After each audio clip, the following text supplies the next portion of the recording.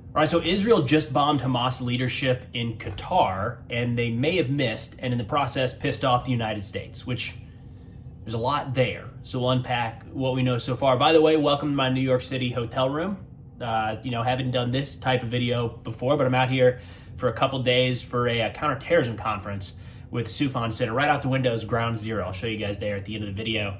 But diving into what we know so far, Israel claimed responsibility for an airstrike in Doha, Qatar earlier today that they say was targeting senior leaders of the Hamas political leadership.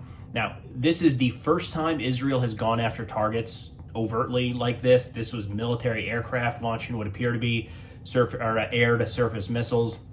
First time they've done that. This Hamas being in Qatar is not really an open secret. It's just like a known thing. It's weird in a lot of ways, considering they're a designated terror organization by multiple countries like the United States, Israel, and others.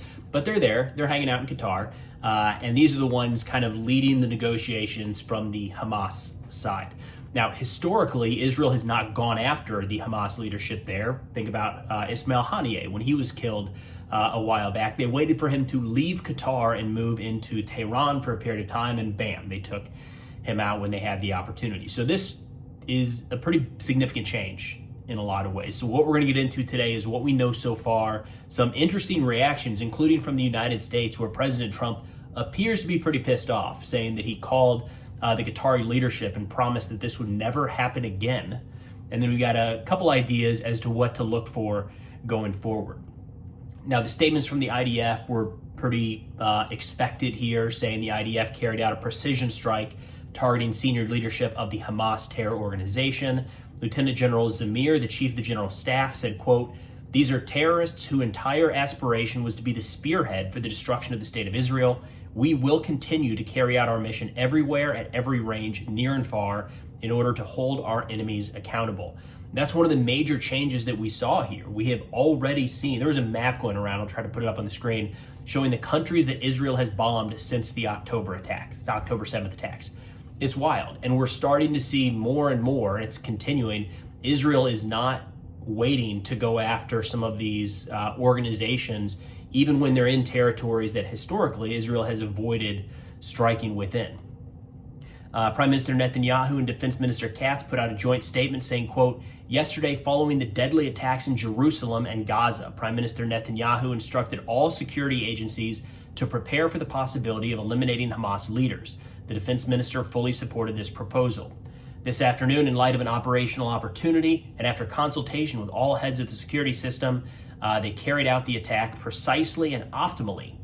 And a quick note there, the Jerusalem attack that happened yesterday was a Hamas gunman, too, I believe, that opened fire at a bus stop. They killed 6 Israelis, wounded at least 12. And right after that attack took place, Hamas praised the attack, claimed responsibility, and then Palestinian Islamic Jihad praised it as well. Now, I mentioned we have the footage of the strike in Israel right out the gate. Unofficial Israeli sources talked about who was killed. We haven't seen a roll-up quite yet from Netanyahu's office or the IDF saying, we know for certain these people were killed. There's a little skepticism right now as to whether or not the targets they were going after were actually eliminated. So Ariel Osaran, an I-24 reporter in Israel, put out a statement saying Hamas says Israel's assassination attempt in Doha has failed. In a statement, they confirmed that 5 people were killed in the strikes, and they list off those names. One of them was a son of a Hamas member, and then 3 of their companions. They say bodyguards, associates, whatever the right terminology might be there. So Hamas has acknowledged that 5 people were killed, but it apparently, according to Hamas at least, was not the senior officials that Israel was going after. Now, a quick note on that before we get into the rest of the Hamas denial here, which we should know they've done this multiple times before, so we can't automatically assume that Israel killed everyone. We also can't automatically assume when Hamas says they didn't, that Hamas is telling the truth. So we need to give this one a little bit of time. Traditionally, Hamas will come out and say, nope, just kidding, they're all alive, they weren't even there, don't worry about it. We need to see some sort of proof of life here in the next couple days before I would really believe any one of those claims from Hamas. But an interesting thing here is I have started to see a lot of commentary that this was Hamas gathering to agree to a ceasefire deal with Israel. So the reason that Israel took them out was because these are the ones that were getting ready to agree. There's no indication, and there's really no genuine reporting, legitimate reporting, that Hamas had moved at all in terms of their demands for a ceasefire. They and Israel have both drawn pretty hard lines and stuck to those hard lines since the opening days of the war.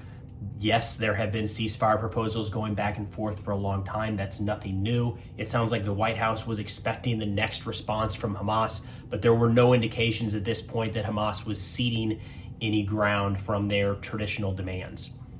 Now, the Qatar Interior Minister put out an announcement saying that one of their security officers was actually killed here. They say a number of civilians were also injured at the site. The statement included an interesting line. Again, this is reporting from Ariel Oseran at I-24, saying that there are additional casualties who have not yet been identified.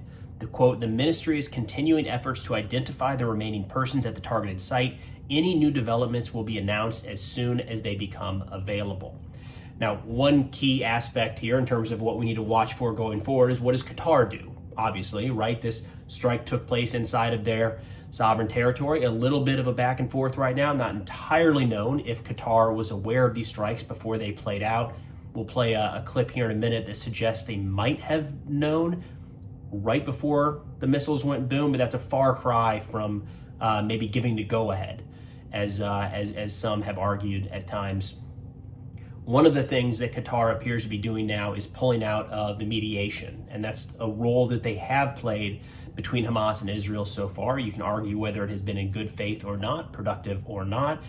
At this point, they have helped, they have played a role in achieving some of the temporary ceasefires, but clearly a long-term end of the war has not been something they've been able to get to. Now, the Jerusalem Post is reporting that the Qataris are backing out of that role as mediators. They said, quote, "The state of Qatar strongly condemns," and this is a statement that the Jerusalem Post is reporting from Qatar.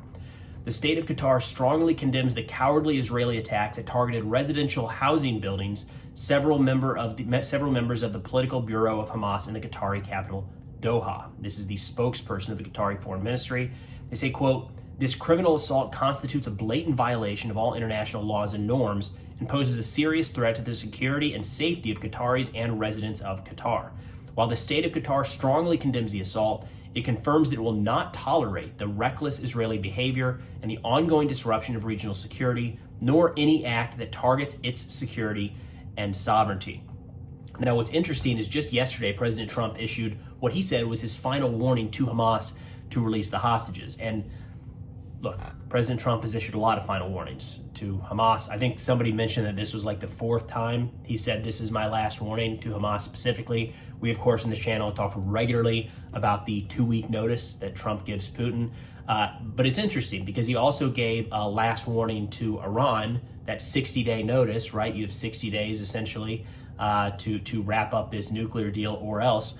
And then on day 61, we were dropping bombs on their nuclear facilities. So it seems like sometimes Trump really sticks with these deadlines. In other cases, maybe not so much. This kind of suggests that the Trump deadline was passed. Maybe. Because at the same time, we have this statement from Trump, but then his spokesperson kind of suggesting that he's not very happy about this.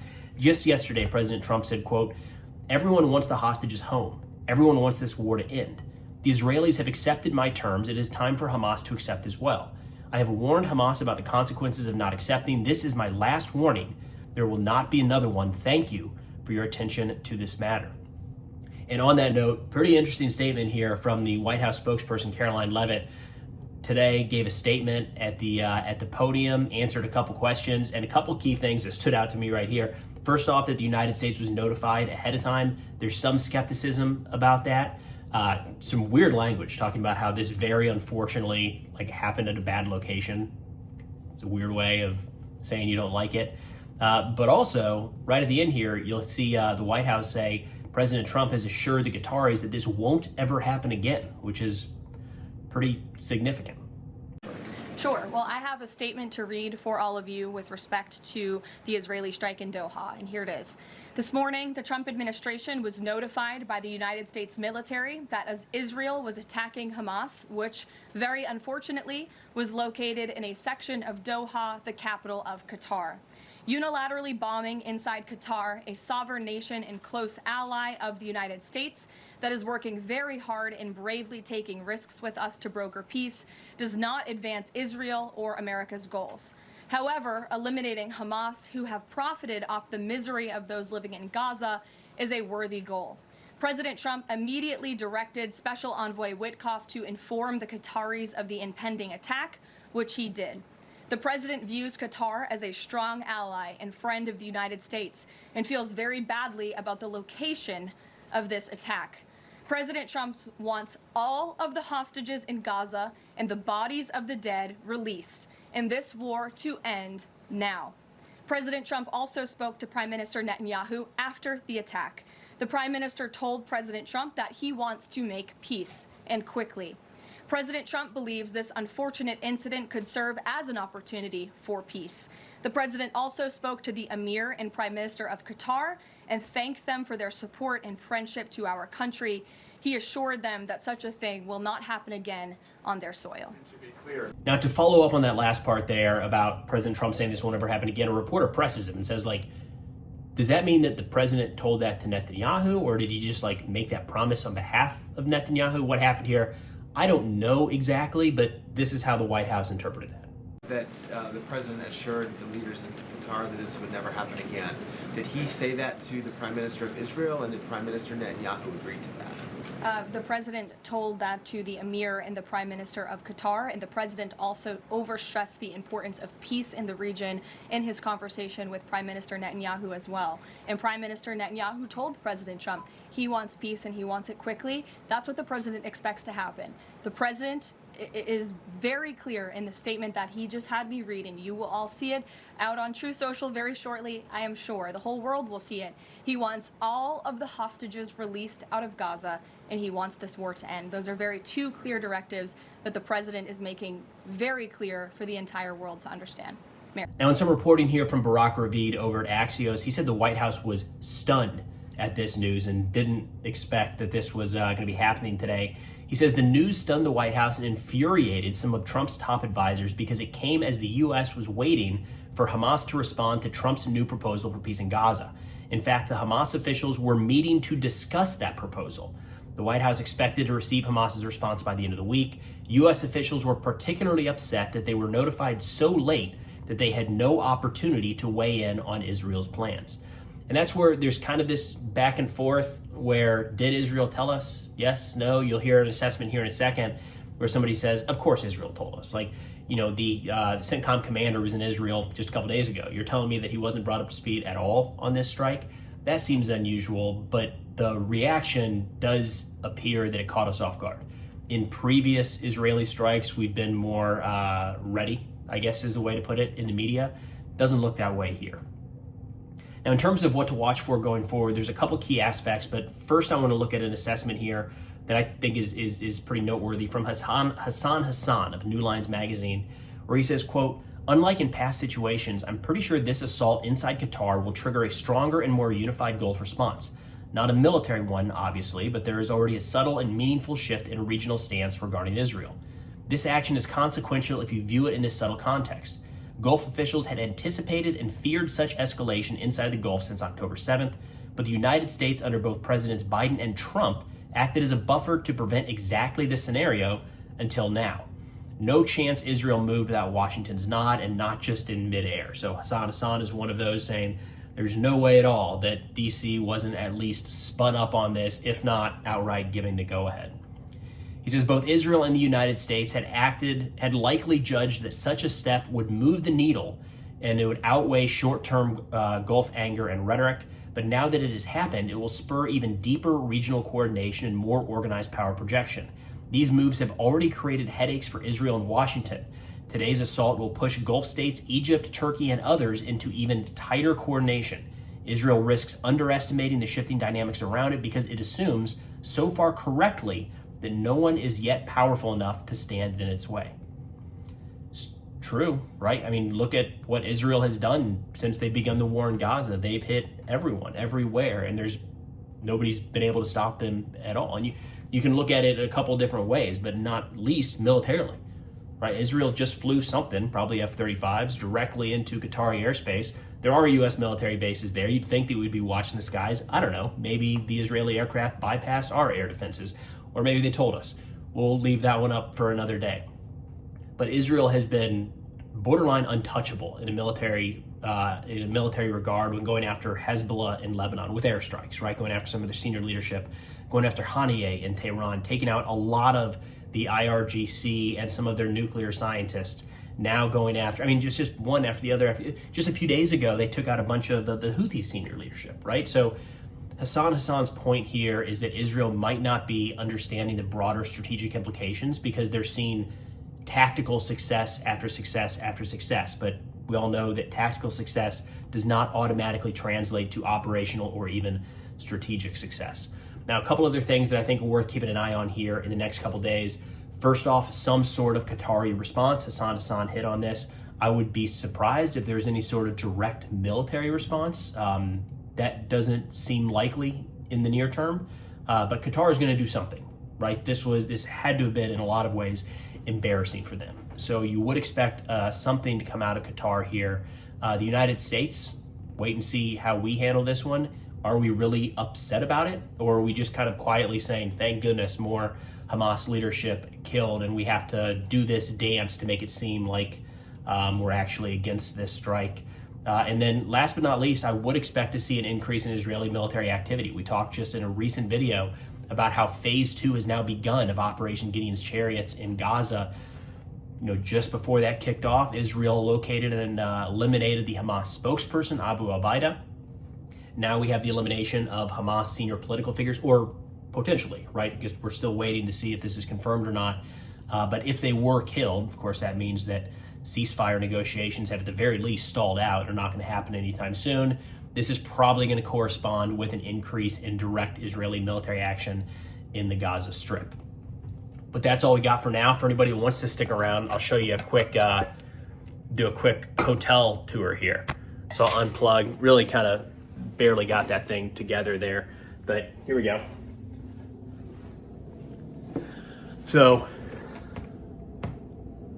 God, it's crazy. So right out here, that's that's ground zero, right in between all those trees. That is, I wish it was a little higher. We could actually see down into the memorial pools. But right there in the middle of the screen, that kind of, actually right there, that square building is the Perlman Center. It's where this counterterrorism conference is ongoing. Just below that, so let's see if we can do that. Yep, right there. That's the museum. Awesome museum. I mean, humbling. And when you get in there, we've got the FDNY Memorial down here. O'Hara's Pub. I've heard that's the place to go. I think there's some people meeting up there tonight. But is it New York for a couple days? Just figured it was probably worth trying to put together a quick video, given that Israel is out there bombing another country in the Middle East, which is wild, but kind of what's been happening now for a couple of years. That's all we got for now. Thanks for watching, and I'll see y'all next time.